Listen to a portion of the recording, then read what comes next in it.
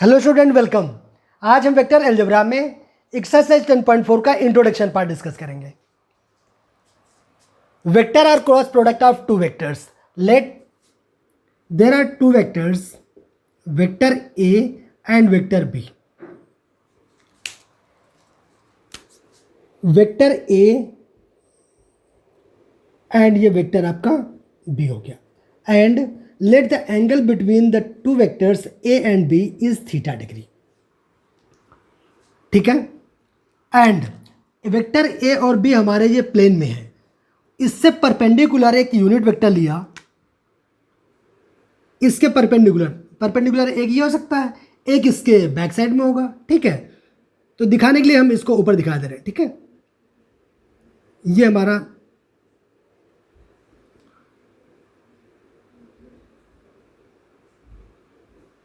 ये मान लिया, ये यूनिट वेक्टर मान लिया एन कैप है, ये इसकी ऊपर साइड में आएगा, इसको एन कैप बोल दिया। एक इसके बैक साइड में जाएगा, उसको बोल दिया माइनस का एन कैप। ठीक है। देन द वेक्टर और cross product of two vectors is denoted by vector A cross vector B and defined by vector A cross vector B equal magnitude of vector A into magnitude of vector B into sin theta into n cap। Theta क्या है? Angle between A and B vector, and n cap is unit vector perpendicular to vector A and B। Theta क्या है? Theta is angle between vector A and vector B and n cap क्या है? Unit vector perpendicular to vector A and vector B। ठीक है, n cap क्या है? Unit vector perpendicular to vector A and vector B. तो clear हो गया कि अगर दो वेक्टर्स हैं तो उनको हम लोग कैसे डिनोट करते हैं? ए क्रॉस बी से वेक्टर प्रोडक्ट को। और अगर इसको डेफिनेशन, इसको डिफाइन कैसे करते हैं? Vector A cross vector B equal to magnitude of vector A into magnitude of vector B into sine theta into n cap, where theta is the angle between two vectors and n cap is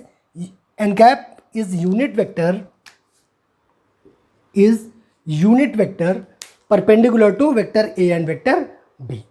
तो I think ये वाला clear हो गया होगा। ठीक है, इसके कुछ ऑब्जर्वेशंस हैं। अब हम लोग इसके ऑब्जर्वेशन देख लेते हैं। इसको हटा दें।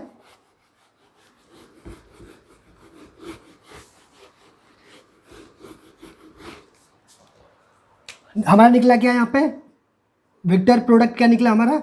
Vector A cross vector B equal to magnitude of vector A into magnitude of vector B into sine theta into n cap. N cap is unit vector perpendicular to vector A and B. ठीक है, इसके observation क्या है?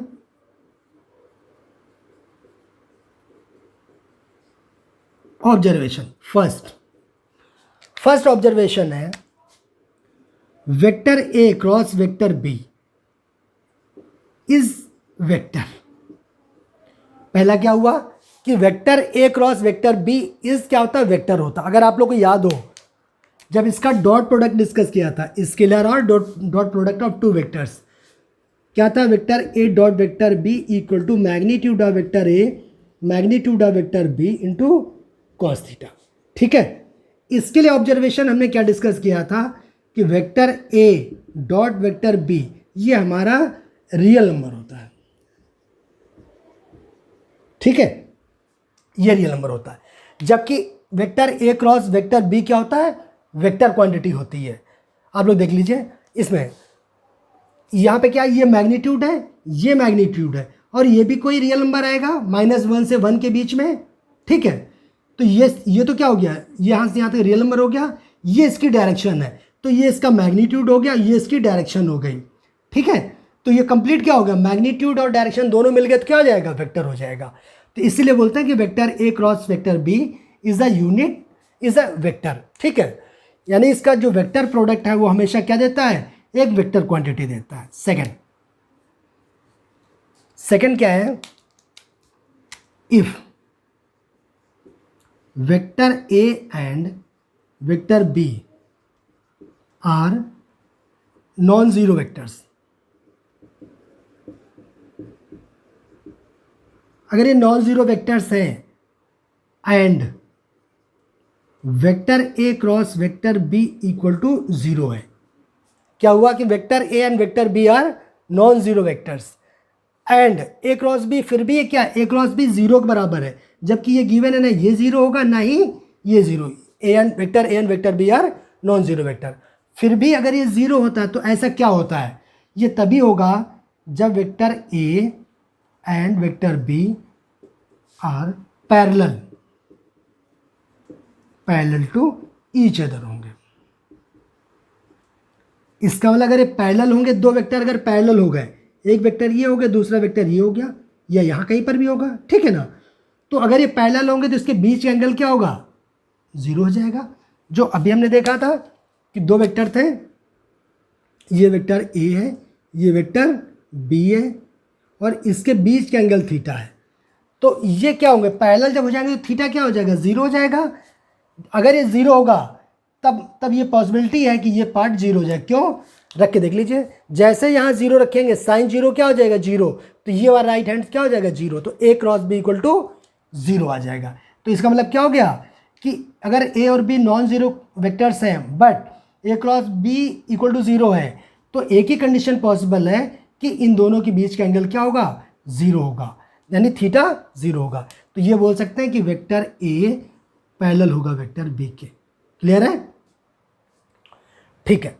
आइए third point, I cap cross I cap equal to J cap cross J cap equal to K cap cross K cap, ये always zero के बराबर होता है।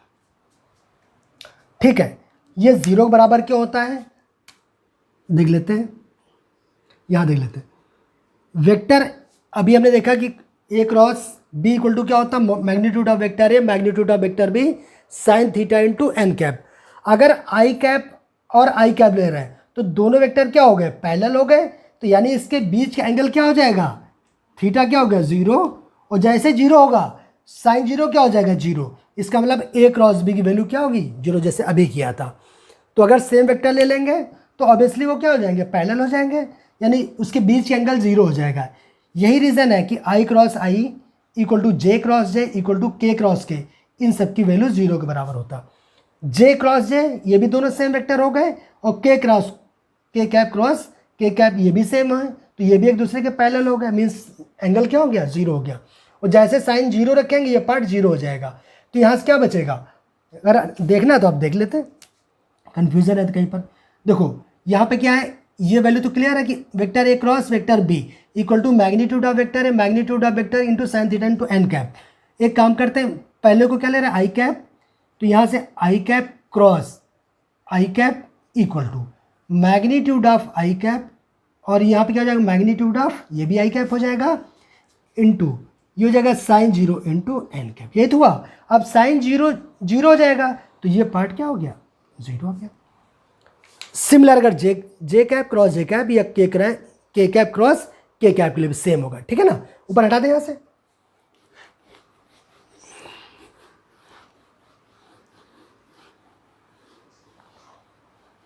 देखिए ये तो ठीक है, but I cap cross J cap आए तब क्या होगा, या फिर जे कैप क्रॉस के कैप आएगा तब क्या होगा, या के कैप क्रॉस आई कैप आए तब क्या होगा।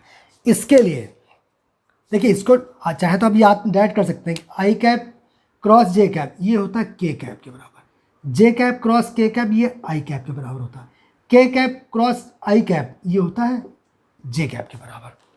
इसको याद करने का तरीका अच्छा है, ये मान लिया आई कैप है, यहाँ पे मान लिया कहीं जे कैप है, और यहाँ पे मान लिया के कैप है। इसको ऐसे कर लिया, एंटी क्लॉक वाइज डायरेक्शन बना लिया। देखिए, जब I cap anticlockwise direction में लीजिएगा, I cap cross J cap, next वाला मिलेगा, ये क्या है, के कैप, ठीक है। उसके बाद क्या है, जे cap cross K cap, next क्या है, आई कैप, के कैप क्रॉस आई कैप क्या है, जे कैप, ये मिल गया। ये तो ठीक है, बट अगर कहीं लिखा है, अब इसको हम लोग क्लॉकवाइज डायरेक्शन में देख रहे हैं, किसमें, क्लॉकवाइज डायरेक्शन में। अगर क्लॉकवाइज लेते हैं, ये कहां लिया हमने, एंटी क्लॉकवाइज, इसकी डायरेक्शन ली हमने एंटी क्लॉकवाइज, तब ये पॉजिटिव है। अगर हम एंटी क्लॉकवाइज डायरेक्शन ले लेंगे तब क्या होगा, देखिए इसका उल्टा डायरेक्शन ले रहे हैं, जे से आई ऐसे ले रहे हैं क्लॉकवाइज, जैसे क्लॉक चलती है ना, तो J cap cross I cap equal to, जब हम इसको क्लॉकवाइज डायरेक्शन में लेंगे तो ये माइनस के साथ आएगा, माइनस का के कैप। उसके बाद अगर I cap cross K cap लेंगे, आई कैप क्रॉस के कैप, तो क्या आएगा, माइनस का जे कैप, के कैप क्रॉस जे कैप, के कैप क्रॉस जे कैप, अगर इन दोनों को क्रॉस करें तो नेक्स्ट क्या आएगा, माइनस का आई कैप, ठीक है। तो याद करने का अच्छा तरीका है कि अगर हम क्रॉस ले रहे हैं, यूनिट वेक्टर हमारे आई जे के क्या है, यूनिट वेक्टर है, अगर इनको क्रॉस ले रहे हैं बट ये डिफरेंट है, आई जे है, जे के आई है, यानी सेम नहीं है, सेम के लिए क्या होता है, वैल्यू 0, बट ये डिफरेंट के साथ कर रहे हैं तब इसको आप लोग याद रखना, इस फिगर को, कि अगर ये एंटी क्लॉकवाइज डायरेक्शन में लेते हैं, लिख लेना कहीं पर भी रफ कॉपी में, आई जे के, उसके बाद एंटी क्लॉकवाइज डायरेक्शन में क्या है, 2 का क्रॉस थर्ड आ जाएगा, इन दोनों क्रॉस ये आ जाएगा, इन दोनों क्रॉस ये आ जाएगा, ठीक है। और यही अगर हम क्लॉकवाइज डायरेक्शन में लेंगे तो कोई भी 2 का ले लीजिए, जे और आई लिया, माइनस का आ जाएगा, इन दोनों को लेंगे ये वाला आ जाएगा, ठीक है, इन दोनों को लेंगे तो जे कैप आ जाएगा माइनस का। तो कोई प्रॉब्लम तो नहीं है, आज तक हटा दें।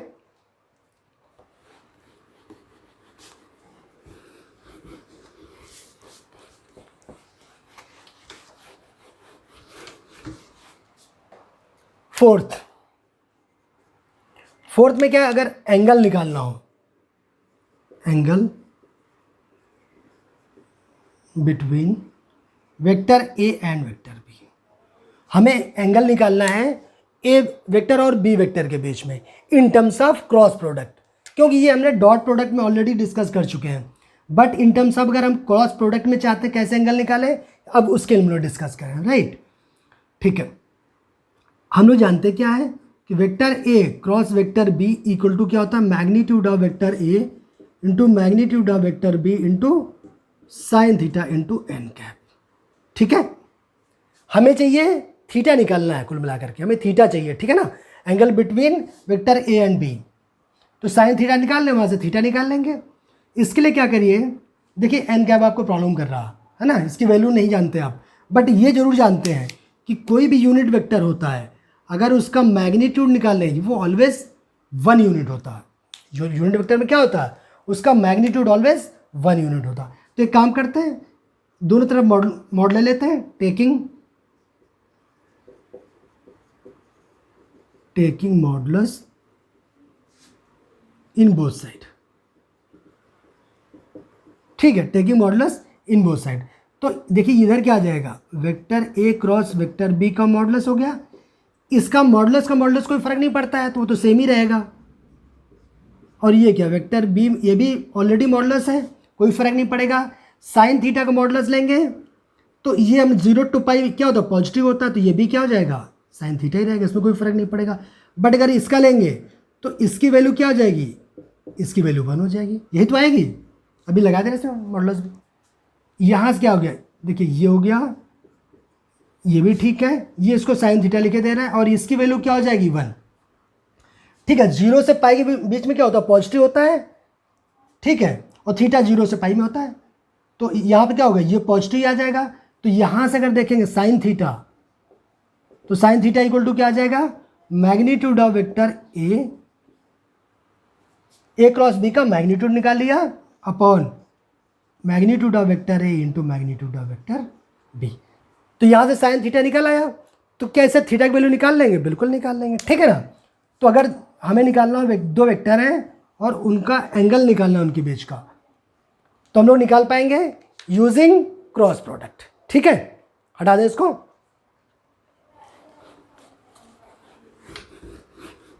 नेक्स्ट ऑब्जर्वेशन, फिफ्थ ऑब्जर्वेशन क्या है? Let vector A and vector B represent the adjacent side of a triangle. कोई ट्रायंगल है, ए बी सी कोई ट्रायंगल है। Let vector A and vector B represent adjacent sides of a triangle. कोई triangle A B C है, हमने let कर लिया कि इसकी दो एडजेसेंट साइड, इसको लेट वेक्टर ए कर लिया और इसको लेट वेक्टर बी कर लिया, ठीक है। और दोनों जो है एक ही पॉइंट से स्टार्ट हो रहे हैं, ऐसे वेक्टर लिया, एडजेसेंट साइड ली, जो दोनों क्या हो रहा है, जिनका इनिशियल पॉइंट सेम है, ठीक है ना। Then area of triangle, then area of triangle is given by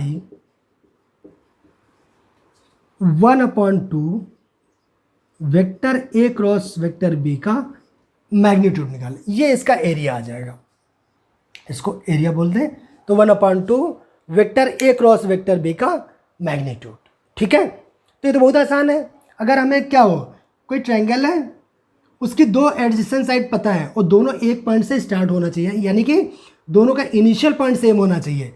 तो दोनों का क्रॉस प्रोडक्ट निकाल लें और उसका मैग्नीट्यूड निकाल लें, ठीक है, और 1/2 से डिवाइड कर दें, तो क्या आ जाएगा, इसका एरिया आ जाएगा, ठीक है। हटा दें।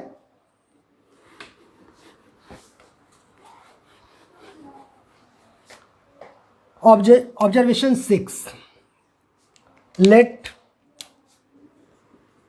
To vectors vector A and vector B represent the adjacent side of a parallelogram. ये हमने कर लिया, लेट कर लिया कोई पैरेललोग्राम है,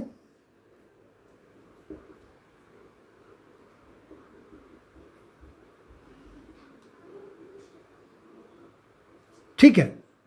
ये ए देखिए बराबर होंगे साइड है, अगर नहीं दिख रही तो दोबारा बना लेते हैं। आमने सामने की साइड क्या होना चाहिए, बराबर होना चाहिए, ठीक है ना।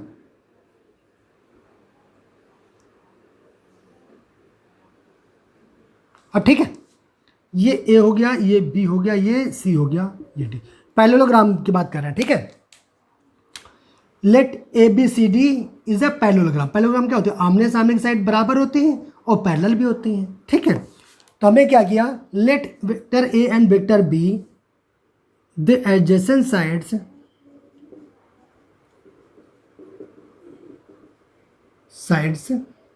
Of a parallelogram.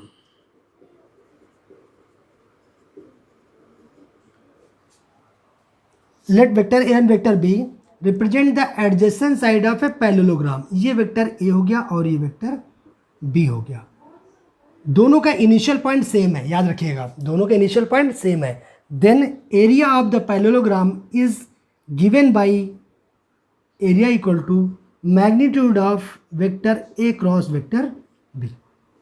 Vector A cross vector B निकाल लें, उसके बाद उसका मैग्नीट्यूड निकाल लें, जो आएगा वही आपका एरिया ऑफ द पैरेललोग्राम होना चाहिए, ठीक है ना। बट ये दोनों साइड क्या होना है, एडजेसेंट साइड होना चाहिए और दोनों का इनिशियल पॉइंट सेम होना चाहिए, ठीक है। कोई प्रॉब्लम तो नहीं, ये बहुत आसान। देखिए इसका अगर पैरेललोग्राम का एरिया निकालना है और ए बी वेक्टर दे देंगे और बताएंगे एडजेसेंट साइड, तो हम फटाफट निकाल देंगे, कोई प्रॉब्लम नहीं है। हटा दें इसको। इसके ऑब्जर्वेशन कंप्लीट हो गए। अब इसकी प्रॉपर्टीज देख लेते हैं हम लोग।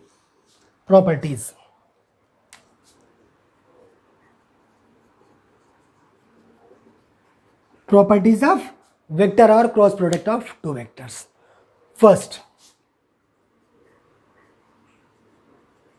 commutative law. Vector product is not commutative. Vector और cross product is not commutative. अगर आप लोग को याद है, डॉट प्रोडक्ट हमने जब डिस्कस किया था, हमने डिस्कस किया था कि वो कॉम्यूटेटिव था, A dot B equal to B dot A होता है, बट अगर हम क्रॉस प्रोडक्ट की बात करेंगे तो क्या बोला हमने, vector product is not commutative. What does it mean कि vector A cross vector B equal to vector A cross vector B cross vector A, ये ऑलवेज ट्रू नहीं होता है। जबकि अगर आप लोग को पता है डॉट प्रोडक्ट में A dot B equal to B dot A always true होता है, वो कॉम्यूटेटिव होते हैं। बट ये क्या होता है, vector product is not commutative. होता क्या है, vector A cross vector B equal to minus का वेक्टर बी क्रॉस का वेक्टर ए, ये होता है। इसका मतलब क्या हुआ कि अगर vector A cross vector B लिखा है और आपने क्या किया, पोजीशन की चेंज कर दिया, तो नेगेटिव साइन बाहर आ जाता है, ये इसका होता है। ठीक है, क्लियर हो गया।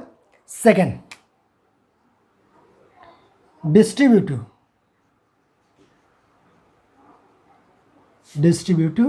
लॉ। डिस्ट्रीब्यूटिव लॉ क्या होता है, let there three vectors, vector A vector B and vector C, then vector A cross vector B plus vector C equal to, इसका इसके साथ क्रॉस हो जाएगा, vector A cross vector B plus और A का सी के साथ हो जाएगा, vector A cross vector C. ठीक है, तो इसकी दो प्रॉपर्टी है, आप लोग को आना चाहिए प्रॉपर्टीज भी। हटा दें इसको।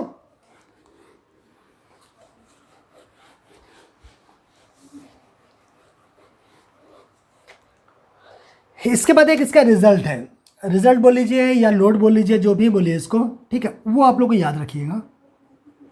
और जब इसका डॉट प्रोडक्ट डिस्कस किया तो उसमें भी हमने डिस्कस किया था कि अगर लेट हमने किया two vectors, vector A equal to a1 I cap plus का a2 J cap plus a3 K cap and vector B equal to, यहाँ पे ले लिया हमने b1 I cap plus b2 J cap plus b3 K cap. अगर ये दो vector दिए गए हैं कंपोनेंट फॉर्म में, और अगर हमें निकालना है vector A cross vector B, इसका मतलब हमें निकालना है इसका वेक्टर प्रोडक्ट निकालना है। अब देखिए यहाँ पे एंगल नहीं पता है, यूनिट वेक्टर नहीं पता, तो आप इस फॉर्मूले से डायरेक्ट नहीं निकाल पाएंगे, बट आपको चाहिए, फिर आप कैसे निकालेंगे, तब निकालने का मेथड होता है डिटर्मिनेंट मेथड। आई कैप जे कैप और के कैप सबसे पहले लिख लीजिए, उसके बाद जो पहला वेक्टर दिया गया उसके कोफिशिएंट लिख लीजिए, a1 a2 a3, फिर बी वेक्टर इसके कोफिशिएंट लिख लीजिए, क्या है b1 b2 b3।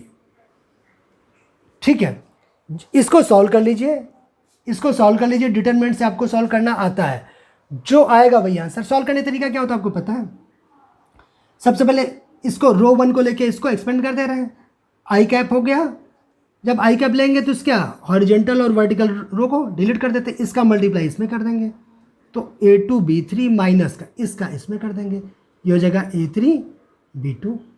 उसके बाद सेकंड को लिखा निगेटिव आएगा, जे कैप, जब ये लेंगे तो इससे हॉरिजॉन्टल एंड वर्टिकल ये डिलीट, इसका मल्टीप्लिकेशन इसमें, a1 b3 माइनस इसका इसमें करेंगे, क्या हो जाएगा a3 b1। ठीक है, प्लस के कैप, ये प्लस होता है माइनस देन प्लस, क्यों होता है ये हमने डिटरमिनेंट में डिस्कस किया है। ठीक है ना, जब इसको लेके एक्सपेंड करेंगे क्या हो जाएगा, ये डिलीट, इसका मल्टीप्लिकेशन इसमें a1 b2 माइनस का a2 b1।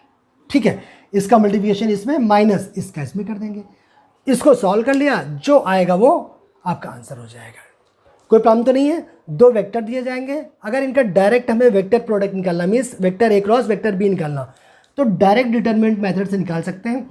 ये रो अपने आप लिख लीजिए, आई कैप जे कैप के कैप, उसके बाद फर्स्ट वेक्टर के कोफिशिएंट लिख लीजिए, इसके जो स्केलर कंपोनेंट्स वो लिख लीजिए, उसके बाद सेकंड वेक्टर उसके स्केलर कंपोनेंट्स वो लिख लीजिए, इसको एक्सपेंड कर लीजिए किसी भी रो या कॉलम के लेके, जो आएगा वही आपका आंसर हो जाएगा। ठीक है, हटा दें। अच्छा, इसमें एक इम्पॉर्टेंट और बात है, वो भी आप लोग को अच्छे से आना चाहिए कि अगर कभी कोई भी पूछे या कहीं भी कॉम्पिटिटिव एग्जाम कोई भी पेपर में पूछा जा सकता कि अगर दो वेक्टर हैं, ये आपको अच्छे से आना चाहिए कि अगर दो वेक्टर हैं और उनके बीच का एंगल थीटा है, और ये अगर पूछा जाए कि बताइए vector A cross vector B की डायरेक्शन क्या होगी, क्वेश्चन होगा direction of vector A cross vector B. जो vector A cross vector B अभी हमने डिस्कस किया था, ये वेक्टर क्वांटिटी मिलेगा, ये तो कंफर्म है। अगर वेक्टर क्वांटिटी होगा तो उसका मैग्नीट्यूड और डायरेक्शन दोनों होगा, करेक्ट। तो vector A cross vector B का जो डायरेक्शन होता है वो ऑलवेज याद रखना, परपेंडिकुलर टू